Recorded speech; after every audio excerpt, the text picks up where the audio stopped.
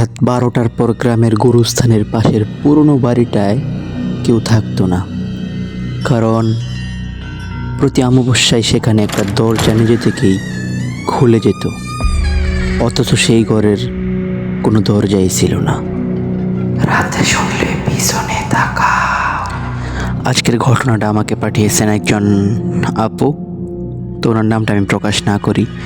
আর এই ঘটনাটা ওনার গ্রামের কিছু লোকের সাথে ঘটেছে, তো উনি সংগ্রহ করে যে কোনোভাবে ওনার মার কাছ থেকে বা যার কাছ থেকে লিখে আমাকে পাঠাইছেন।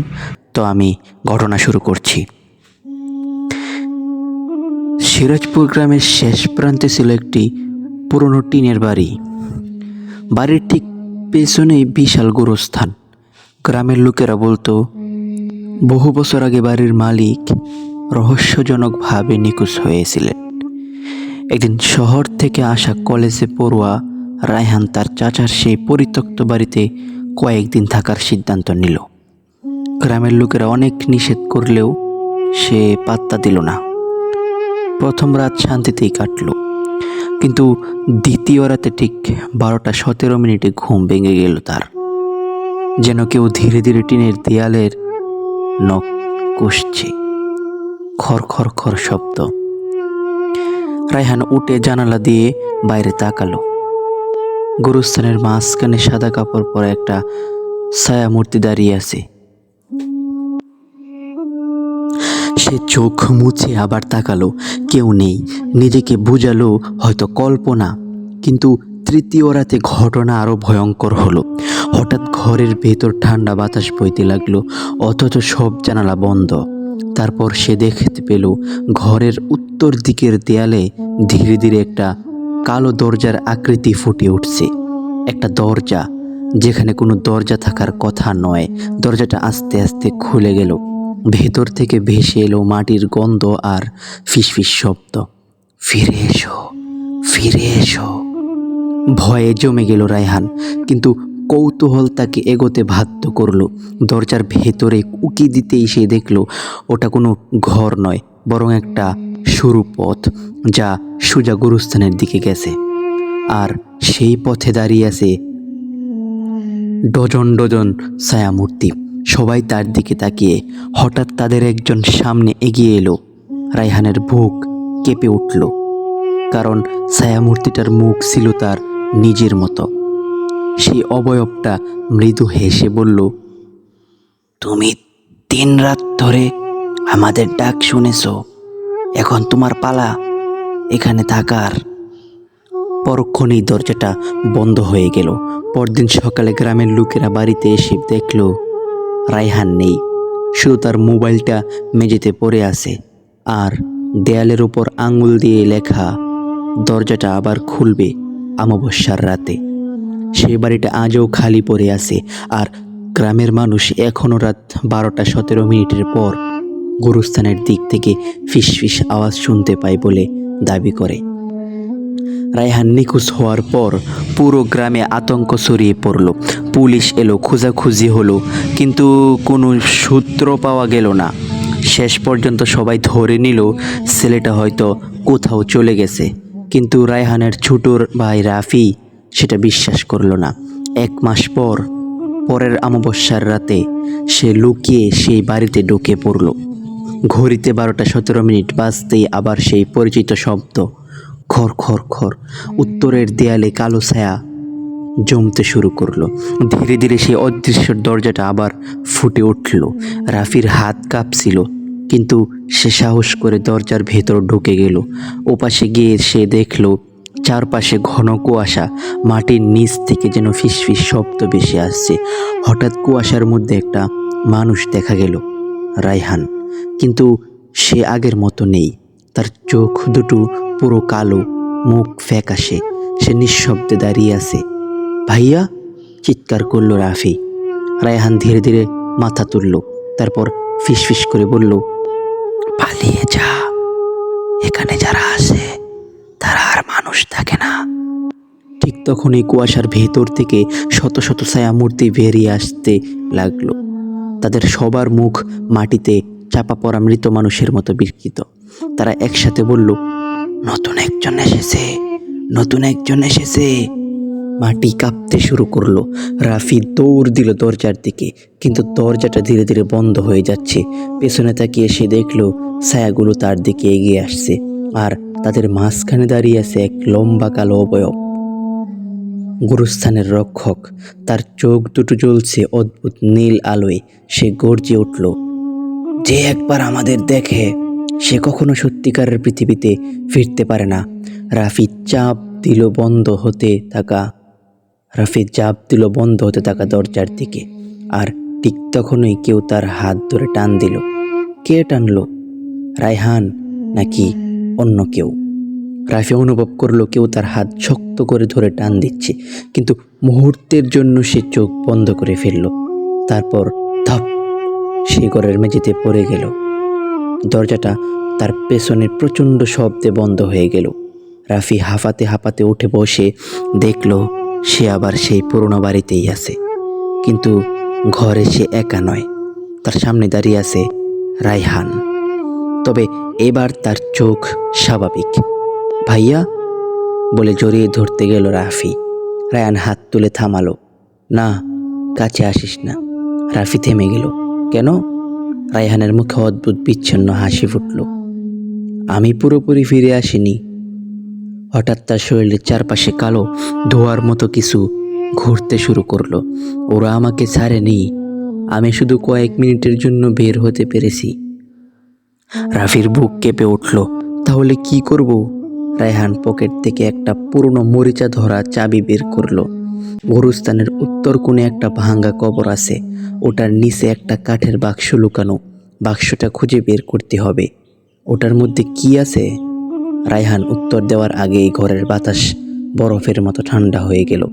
দেয়ালের উপর আবার কালো ছায়া ছড়িয়ে পড়তে লাগলো।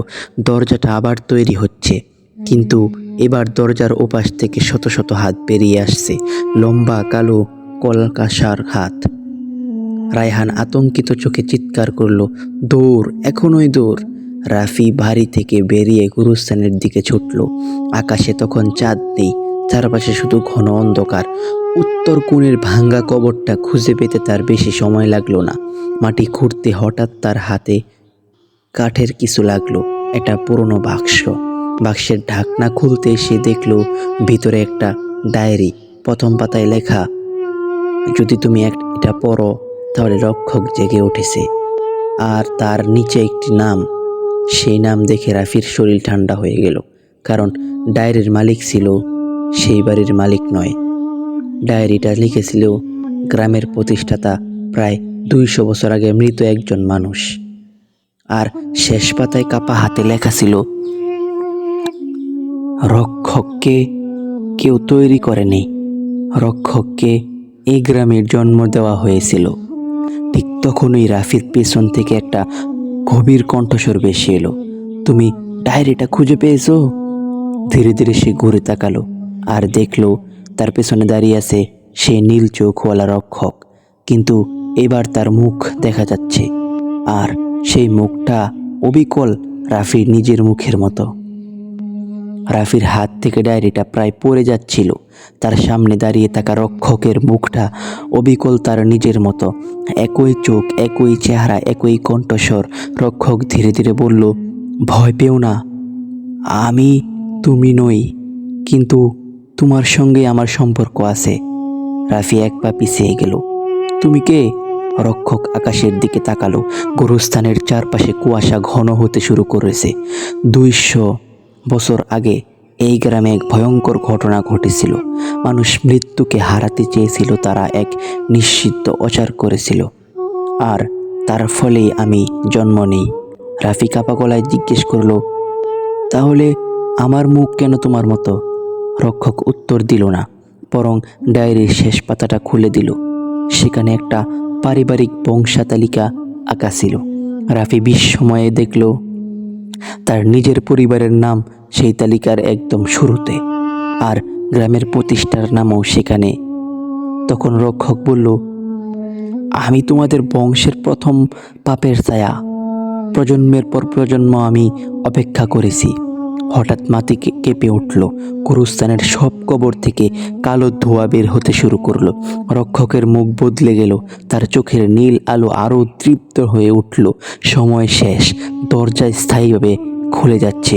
ঠিক তখনই দূরে রায়হানের চিৎকার শোনা গেল, রাফি, ডায়েরির শেষ পাতায় ভেতরে দেখ।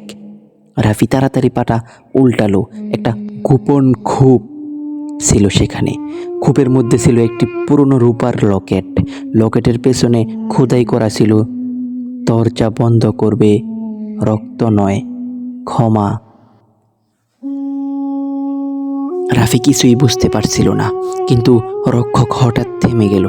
প্রথমবারের মতো তার চোখে রাগ নয়, কষ্ট দেখা গেল। 200 বছর কেউ কখনো ক্ষমা চায়নি। চারপাশের ছায়াগুলো গর্জন করতে লাগলো।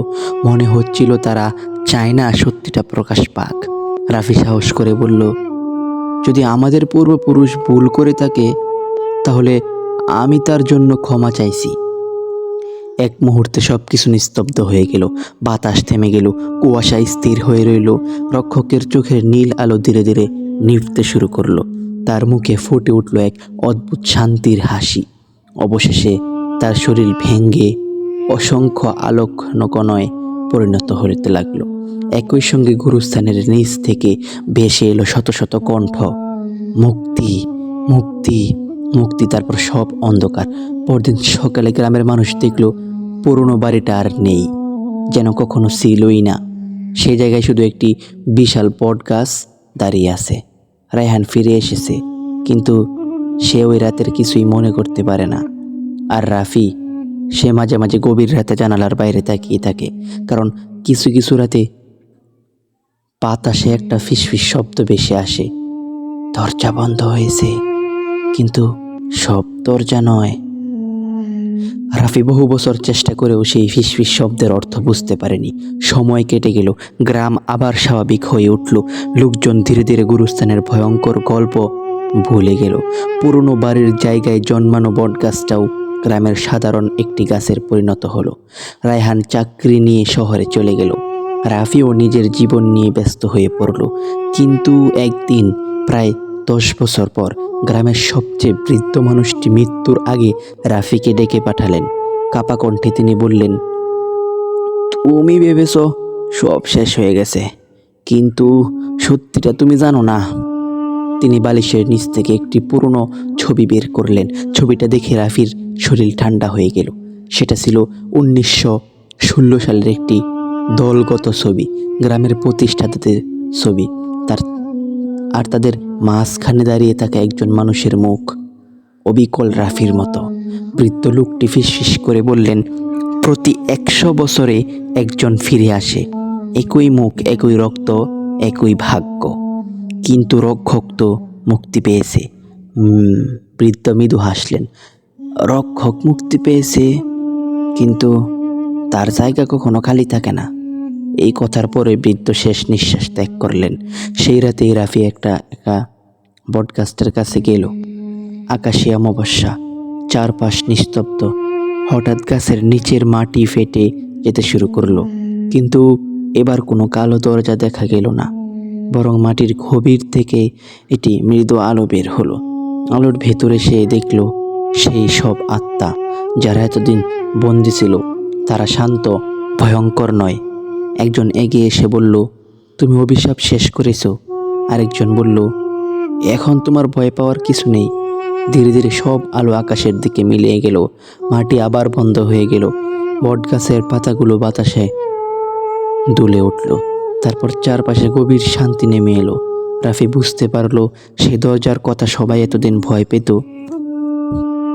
সেটা আসলে মৃত্যুর দরজা ছিল না। সেটা ছিল অপরাধ, অনুশোচনা আর ক্ষমার মাঝখানের একটি পথ। যখন কেউ নিজের ভুল স্বীকার করে না, তখন সেই দরজা অন্ধকারে হয়ে ওঠে। আর যখন ক্ষমা আসে, তখন সেটি চিরতরে বন্ধ হয়ে যায়। বহু বছর পরে রাফি বৃদ্ধ হয়ে মারা যায়। গ্রামের মানুষ তাকে বটগাছের পাশেই কবর দেয়। আজও গ্রামের লোকেরা বলে, অমাবস্যার রাতে বটগাছের নিচে দাঁড়ালে খুব হালকা একটা কণ্ঠ শোনা যায়, ভয়কে নয়, সত্যকে অনুসরণ করো। আর সেই রাতের পর থেকে গ্রামের আর কোনো সমস্যায় হয় রহস্য দরজা খুলেনি। এভাবেই গুরুস্থানের গ্রামের বাসার গল্প শেষ হয়। আপুকে অনেক ধন্যবাদ আমাদেরকে একটি চমৎকার ঘটনা পাঠানোর জন্য। তো দর্শকের কাছে আমার একটা অনুরোধ, যে আপনাদের কাছে কেমন লাগছে তা আমাদের অবশ্যই কিন্তু কমেন্টে জানাবেন। আর আমরা নিয়ে আসবো পরবর্তী ভিডিও, সবাই রেডি থাকবেন। আগামীকাল আমাদের পরবর্তী ভিডিও আসছে, ওইটা আর অনেক ভয়ঙ্কর ভিডিও হইতে যাইতেছে। তো সকলকে জানাই ধন্যবাদ। আসসালামু আলাইকুম।